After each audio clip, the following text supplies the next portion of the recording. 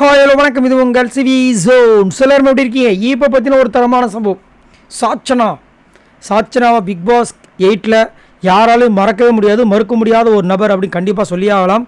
அது மட்டும் இல்லாமல் அவங்களுடைய பெஸ்ட்டு பர்ஃபார்மன்ஸை இந்த வாரம் கொடுத்துருந்தாங்க. அதுக்காக பார்த்தீங்கன்னா கிட்டத்தட்ட 7 பேர்லேருந்து 8-9 பேர் அவங்கள வந்துட்டு நாமினேட் பண்ணி கடைசியில் வந்துட்டு அவங்க பெஸ்ட்டு பர்ஃபார்மன்ஸாக வந்திருக்காங்க. இப்போ அடுத்த வாரத்துக்கு கேப்டன்ஷிப் போட்டியிலையும் வந்துட்டு சாச்சனா ஜெஃப்ரி தான் வந்துட்டு போட்டியிட போகிறாங்க.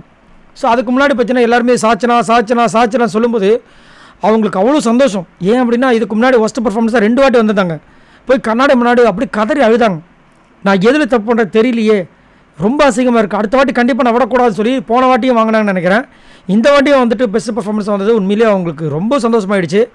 அப்புறமா அந்த கோ ஐபிபோ அந்த இதில் வந்துட்டு ஒரு ஸ்டாம்பி வாங்கினாங்க, ரொம்ப சந்தோஷப்பட்டாங்க. அதை வந்து அங்கே சொல்லும்போது அப்படியே அழுதுகிட்டே சொன்னாங்க. அது ரொம்ப மனசுக்கு இதுவாக இருந்தது. என்ன சொல்கிறாங்கன்னா, நான் மாற்றிக்கிறேன்னு எனக்குள்ளே நான் நிறைய விஷயங்கள் சொல்லிட்டு இருந்தேன், மற்றவங்ககிட்ட சொல்லிட்டு இருந்தேன். ஆனால் நான் மாற்றிக்கிட்டேன்ற விஷயங்களை நீங்கள் கண்டுபிடிச்சி எங்களை சொன்னீங்க பார்த்தீங்களா, அதுதான் எனக்கு ஒரு பெரிய வெற்றியை நான் பார்க்க ரொம்ப நன்றி. நான் நார்மலாகவே ரொம்ப படன்னு பேசுவேன். அதேமாரி நான் மாற்றிக்கணும்னு ட்ரை பண்ணியிருக்கேன், மாற்றிக்கிட்டேன். ஆனால் அது எனக்குள்ளே நான் மாற்றிக்கிட்டேன்றது எனக்கு மட்டும் தான் தெரியும் நினச்சேன். ஆனால் இவ்வளோ பேர் நோட் பண்ணியிருக்கீங்க, அதை ப்ரூஃபோடு சொல்கிறீங்க பாருங்களேன், அது நல்லா இருந்துச்சு. அதேமாதிரி நான் இந்த வாரம் கண்டிப்பாக இது என்னோடய கேம், இதில் நான் கண்டிப்பாக நான் ப்ரூஃப் பண்ணி ஆகணும்னு ரொம்ப இதுவாக தான் பண்ணேன். அதே ஏற்ற மாதிரியே எனக்கும் வந்துட்டு இந்த கேம் அமைஞ்சுது. நான் நல்லா என்னோடய பர்ஃபார்மன்ஸை கொடுக்க முடிஞ்சுது. நான் எல்லாருக்குமே நன்றி சொல்லணும்னு ஆசைப்பட்றேன்னு சொல்லிட்டு அப்படியே அழுதுகிட்டே அந்த ஒரு விஷயத்தை சொல்லிவிட்டு அவங்க வந்து யாரை வந்து சொல்லியிருந்தாங்கன்னா ஜெஃப்ரி சொல்லியிருந்தாங்க. அதுக்கப்புறம் தீபக் சொல்லியிருந்தாங்க பெஸ்ட்டு பர்ஃபார்மன்ஸில். ஜெஃப்ரி வந்துட்டு அவன் எல்லாருமே வந்து ஒரு விஷயத்தை நான் செய்கிறேன்னு சொல்லிட்டு காட்டிப்பாங்க, அவன் எதையுமே காட்டிக்க மாட்டான். இந்த வாரம் கூட பார்த்தீங்கன்னா எப்படியோ அதிசயமாக கண்ணில் பட்டான், இல்லைன்னா இந்த வாரம் கூட அவன் தெரிஞ்சிருக்க மாட்டான் எப்பயுமே. ஆனால் அவன் வேலையை அவன் கரெக்டாக பண்ணிகிட்டு இருக்கான்ற மாதிரி சொல்லியிருந்தாங்க.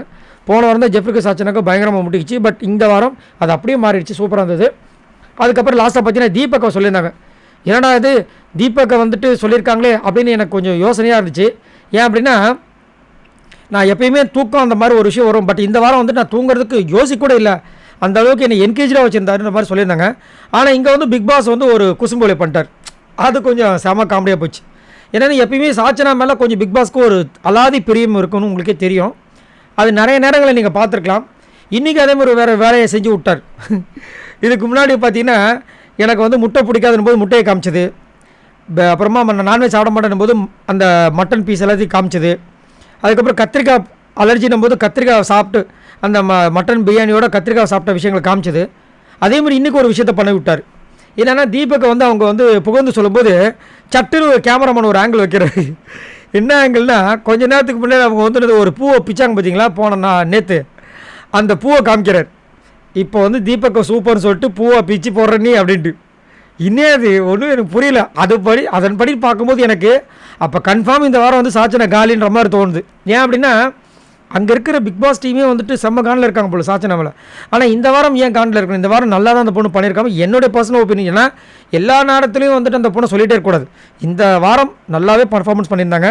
அதுக்காக தான் இந்த வாரம் பார்த்தீங்கன்னா பெஸ்ட்டு பர்ஃபார்மன்ஸாக வந்திருக்காங்க. பார்க்கலாம் என்ன நடக்குது. ஆனால் மக்களோட ஓட்டு மகேசன் திருப்பு அப்படின்னு நினச்சிருந்தாங்கன்னா கண்டிப்பாக வந்து இந்த வாரம் சாச்சனா தான் காலி. சரி பார்க்கலாம், உங்களோட கருத்துக்களை சொல்லுங்கள். ஸோ இங்கே உருக்கமாக பேசுகிற சாச்சனாவை பற்றி என்ன நினைக்கிறீங்கன்றத சொல்லுங்கள். நீங்கள் சாச்சனாக்கு ஓட் பண்ணுவீங்களா? மறக்காமல் கமெண்ட்ஸ் பண்ணுங்கள். இந்த வீடியோக்கு ஒரு லைக் தட்டி விடுங்க. இந்த மாதிரி சுட நியூஸ் உங்களுக்கு காத்துட்ருக்கு. சப்ஸ்கிரைப் பண்ணுங்கள் மக்களே. பாய்.